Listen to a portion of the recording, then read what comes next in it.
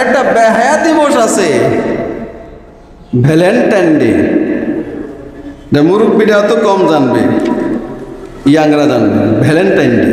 আমি এটার কথা একটু পরে বলবো। আল্লাহ রাব্বুল আলামিন কোরআনে হাকিমের মধ্যে বলেছেন, ইয়া আইয়ুহাল্লাযীনা আমানু দুখুলু ফিস-সিলমি কাফা।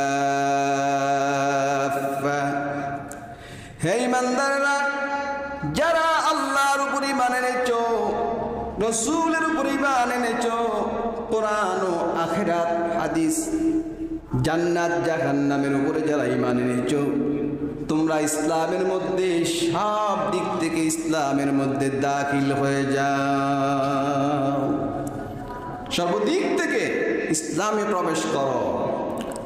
তোমার আচার আচরণ, তোমার রীতিনীতি, তোমার শিল্পকলা, তোমার জ্ঞান, অভ্যাস, আনন্দ বিনোদন, রাজনীতি, আইন ইত্যাদি সব ক্ষেত্রে ইসলামের মধ্যে প্রবেশ করো। অর্ডারটা কার? কার? আল্লাহ।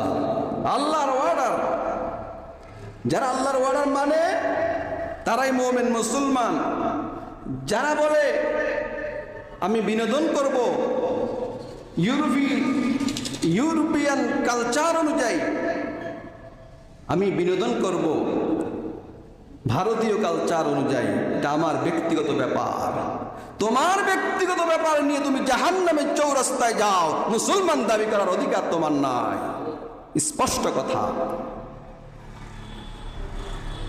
মুসলমান দাবি করবে, আবার সেকুলারিজমে বিশ্বাস করবে, ধর্ম নিরপেক্ষতায় বিশ্বাস করবে। নীল নদের পানি যেমন নীল নয়, সেকুলারিজমে বিশ্বাস করে সে মুসলমান নয়। নীল নদের পানি কি নীল? নীল নদের পানি নীল নয়।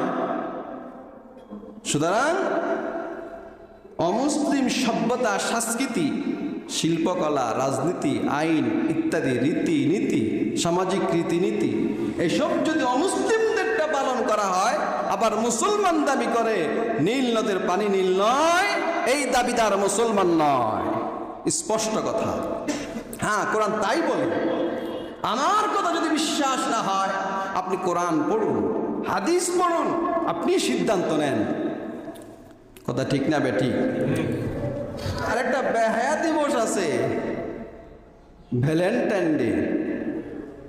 মুরব্বীরা তো কম জানবে, ইয়াংরা জানবে ভ্যালেন্টাইন ডে।